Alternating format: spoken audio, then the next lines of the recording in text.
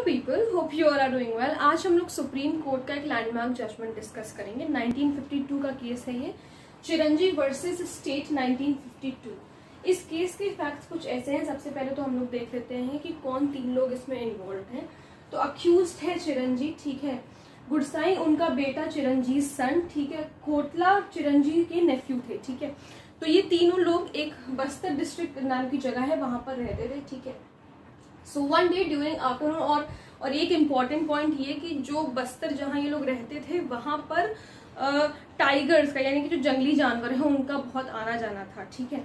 सो अब सबसे पहले फैक्ट हम लोग देखते हैं कि one day during afternoon Kotla was working in the field, यानी कि जो उनका नेफ्यू था वो अपने खेत में काम कर रहा था। While Chiranji with his axe and Gudsai went towards a place named Budra Mehta in search of सियादी लीव्स। अब चिरंजी और उनका बेटा एक जगह पर जाते हैं, इस जगह पर बुद्रा मेहता कुछ लीव्स, स्पेशल लीव्स की सर्च में, ठीक है। In the evening when Kotla returns to the house, जब उनका नेफ्यू दोबारा वापस घर आया सारा खेत में काम वगैरह करके, गुडसाई वाज नॉट देयर। तो जो उनका बेटा था, चिरंजी का जो बेटा था वो वहां पर नहीं था।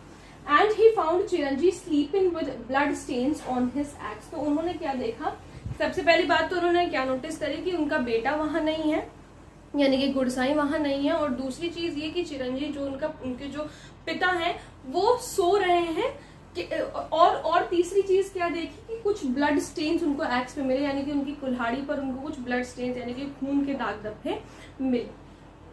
उसके बाद जब उन्होंने उनको उठाया और उनसे बात करी तो चिरंजी ने बोला कि मेरा दिमाग खराब हो गया था, मैं पागल हो गया था और मैंने टाइगर को समझ के अपने बेटे को मार दिया, ठीक है।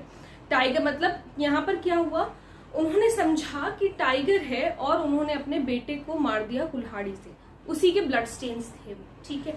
तो यहाँ पर सबसे पहले बात आती है मिस्टेक ऑफ फैक्ट की, यानी कि आप चाहते नहीं थे, आपने जानबूझ के ऐसा नहीं किया, मिस्टेक हो गई, कुछ ऐसा आपने अज्यूम कर लिया जो कि वैसा नहीं था, ठीक है। क्या यहाँ पे मिस्टेक ऑफ फैक्ट है कि उनको लगा कि टाइगर है और उनका बेटा था, तो ये मिस्टेक ऑफ फैक्ट है। Mistake of fact is defined in the section 79 IPC, ठीक है।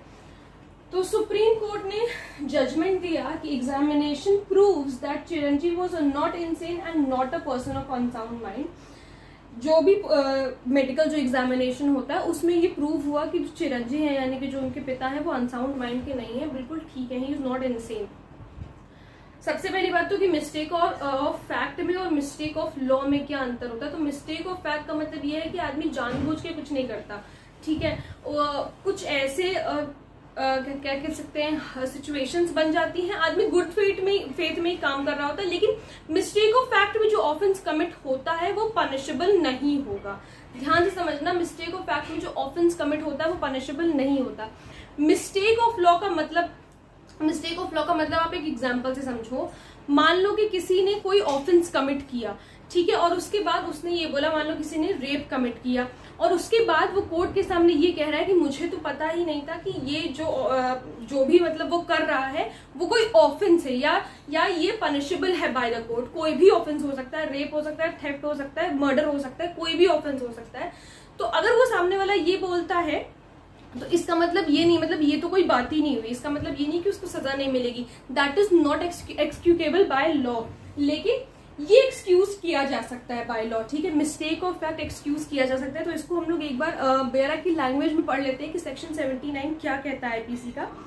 Act done by a person justified और by mistake of fact believing himself justified by law, nothing is an offence. कोई भी चीज offence नहीं बनेगी which is done by any person who is justified by law or who by reason of a mistake of fact and not by reason of mistake of law in good faith believes himself to be justified by law in doing it, ठीक है।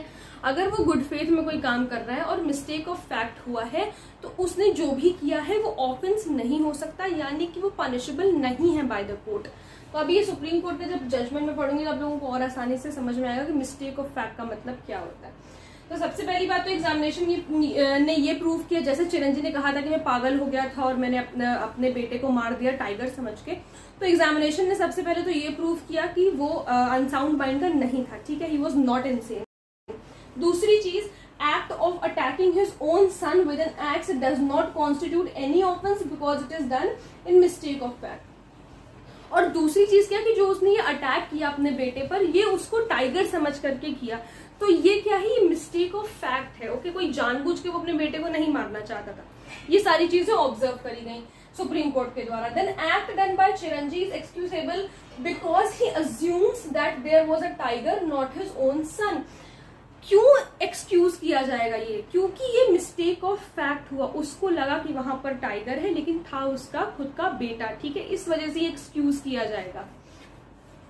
There are no specific reason that why should Chiranji killed his own son as both were devoted. कोई ऐसा reason नहीं मिल पाया कि क्यों भाई अब कोई बाप अपने बेटे को मारेगा, क्योंकि दोनों ही एक दूसरे की तरफ, यानी कि उस बाप और बेटा दोनों एक दूसरे की तरफ टोटली डिवोटेड थे. ठीक है, तो कोई ऐसा रीजन नहीं मिल पाया कि जिस वजह से वो अपने बेटे को मारेगा. ठीक है. Then it is said that appellant was in a moment of delusion. उसको delusion हुआ, ये माना गया, ऑब्जर्व किया गया, and considered his target was a tiger not his son. और ये क्या कंसिडर हुआ कि उसका जो टारगेट था, यानी चिरंजी का जो टारगेट था वो उसका बेटा नहीं था बल्कि टाइगर था. ठीक है. देन सुप्रीम कोर्ट का क्या वर्डिक्ट आया? Act of appellant was protected under section 79 IPC which defines mistake of fact. Then the conviction and sentence are accordingly set aside. तो जैसा कि मैंने बताया कि अगर मिस्टेक ऑफ फैक्ट होती है तो कोई ऑफेंस कमिट नहीं होता है, जो भी एक्ट हुआ है वो ऑफेंस नहीं बनेगा, यानी कि it is not punishable by law. And the accused shall be set at liberty. तो उनको लिबर्टी मिल गई मिस्टेक ऑफ फैक्ट की. समझ में आए? आई नो ये बहुत ही ज्यादा पुराना केस है लेकिन थोड़ा इंपॉर्टेंट है क्योंकि मिस्टेक ऑफ फैक्ट का कॉन्सेप्ट इससे क्लियर होता है. सुप्रीम कोर्ट क्लियरली कहती है कि अगर मिस्टेक ऑफ फैक्ट में कोई भी चीज हुई है, कोई एक्ट कमिट हुआ है, तो वो ऑफेंस नहीं बनेगा. ठीक है, which is not punishable by law. That will be not punishable by law. हाँ, अगर मिस्टेक ऑफ लॉ है तो इट इज पनिशेबल, लेकिन अगर मिस्टेक ऑफ फैक्ट है तो it is not punishable by law. ठीक है, आई होप आप लोगों को समझ में आ गया होगा ये वाला केस. अगर कोई प्रॉब्लम है तो please let me know in the comment section. और अगर आप लोग इस टॉपिक पे वीडियो देखना चाहते हैं तो वो भी प्लीज मुझे जरूर बताइएगा. Thank you so much.